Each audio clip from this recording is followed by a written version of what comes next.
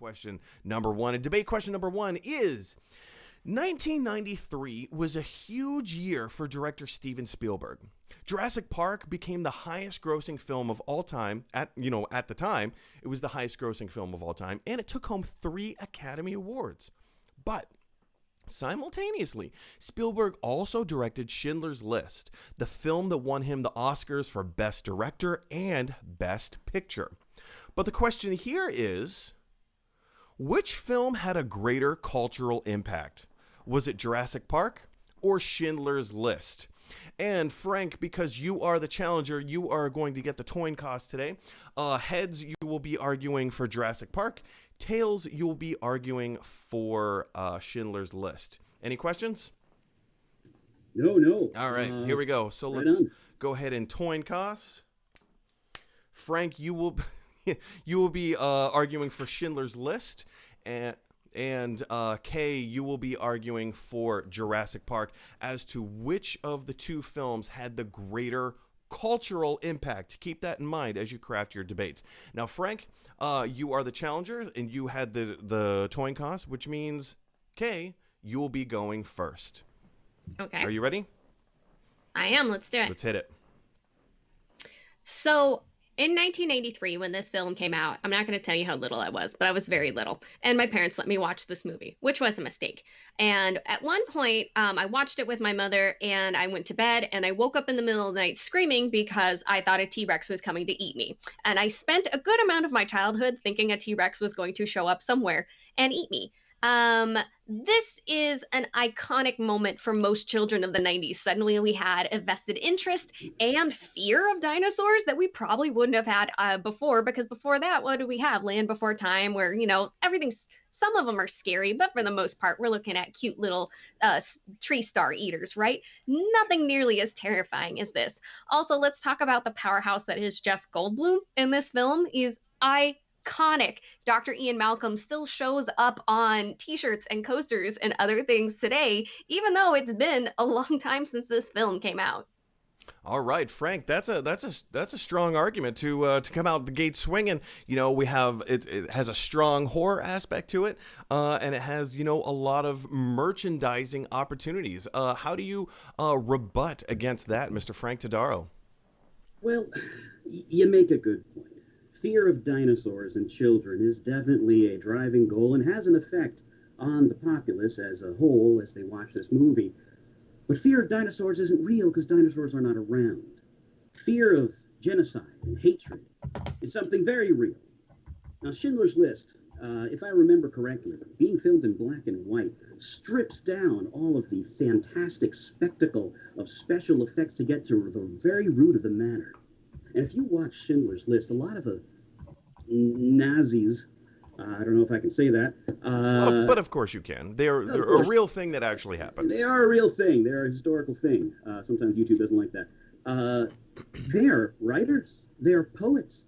These creatures that are perceived as history's greatest monsters, very much more so than the Tyrannosaurus Rex, is a cautionary tale for a new generation that is so far removed from the 1940s, this being, 1993? I was, I think, 74 at the time.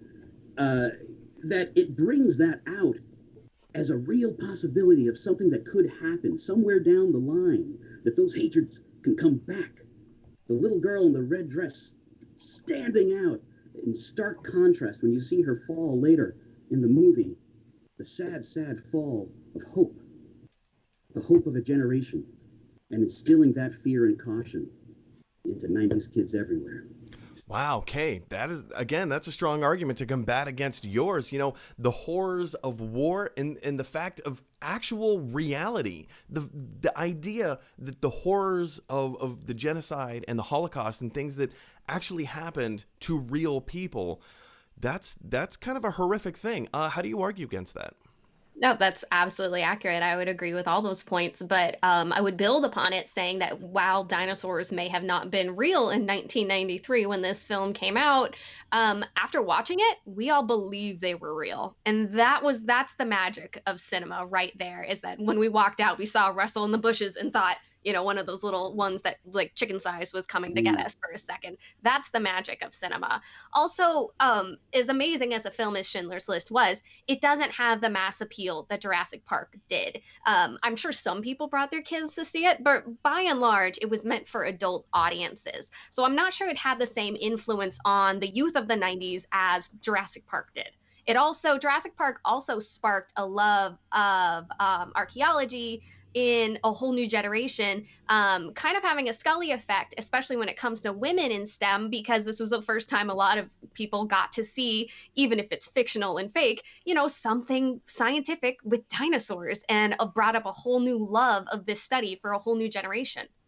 Frank, whole new study for a whole new generation, combined with the lasting power of imagination and creativity. How does the cultural impact of Schindler's List combat the cultural impact of something like Jurassic Park?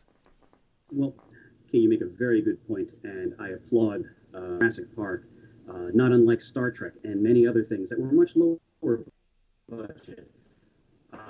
Promoting women, going STEM research, and taking jobs in science. That is a noble pursuit and is absolutely something to be applauded. Schindler's List, however, the lack of compassion shown by these terror mongers perhaps inspires some women to go into politics. And without politics allowing science to breathe, I don't think there would be much science. Unless as these scientists doing things against the law outside of those confines, the very principles, the legal loopholes that need to be jumped through would tie their hands, much in the way that the poor people who fell to the Holocaust were. Oh God, this is terrible. No, Frank.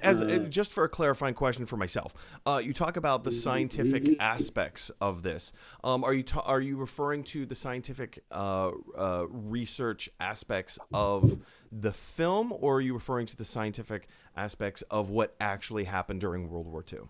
I mean not to cite the scientific aspects at all, but the political aspects. By having women go into science to be inspired to do so by Jurassic Park is fine. But I think having them be inspired to actually run the damn country by watching Schindler's List and righting the wrongs of forefathers is complex. But in order for science to breathe, you need to allow it to happen, and you do that through politics. So yes, I do think that it inspired many a child who went back and investigated this past 1993, or those who were told about it, because it was hard to exist in 1993 without hearing Liam Neeson's. Frank, your internet is breaking up just a little bit, so I'm going to cut you off early just for a moment. Hopefully we can get the connection to reset just a little bit. But Kay, Frank was talking about the political aspects of the impact of Schindler's List and how it's actually inspired people to go into politics and to right horrible wrongs that have happened. How has Jurassic Park entered the political arena?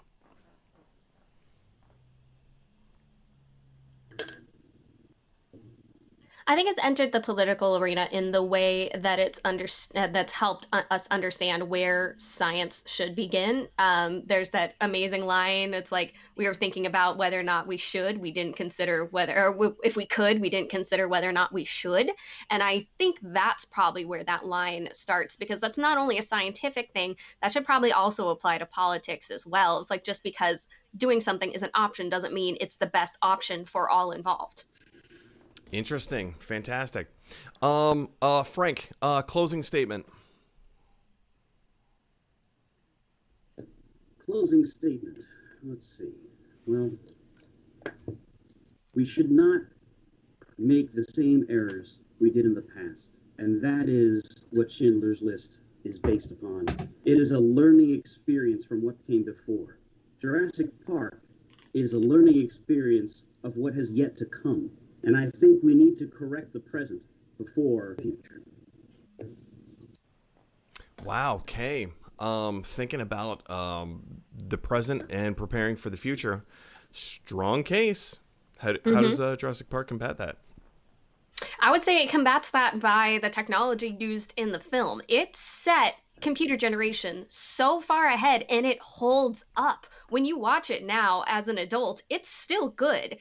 There's some other films that also set computer generation forward quite a lot, but really did not hold up to the times. Still, I get those chills when the T Rex is screaming and the banner falls when the dinosaurs ruled the earth. That's all computer generated in the early 90s, and it still sticks so well. So I would say it's iconic and forward thinking in the way that in the future, these things are still holding up. Wow, you guys, closing arguments have been had. I feel like this was a tricky one. This was a tricky one. I purposefully pitted these two movies against each other. They came out the same year. They both had massive impacts in the world. And for all the reasons that you guys pointed out, I think for the reasons that Kay laid out, that's what Frank, everything that you had presented, I feel like Kay presented a stronger argument in the same regard, but then added maybe just a little bit more to make me feel like, you know what, it's coming out of the gate with Jeff Goldblum, a very bizarre actor who was cast in that role very well. The cultural impact that he still has today, much of it was based on his role in Jurassic Park. I'd never heard of Jeff Goldblum until Jurassic Park. And how like the merchandising still continues, the scientific aspects, the political aspects, everything that you brought up as well, Frank. I think Kay hit you with a bit of a stronger argument, and for that reason, I'm going to give Kay the first point. Woo woo! For the record, I am like so much more prepared to argue for Schindler's List. I was like, give me that one. Nope. Okay, Jurassic Park. Get it. There we go. Frank, I haven't seen Schindler's List since it was in the theaters, so yes. Well, you're doing well, my friend. You're doing well. Gosh. Hey, everyone. Thanks for watching. If you like this video, click like. If you really like this video, click subscribe. And if you really, really like this video, click share. Because that is exactly what this dinosaur would want you to do. Roar, roar, roar.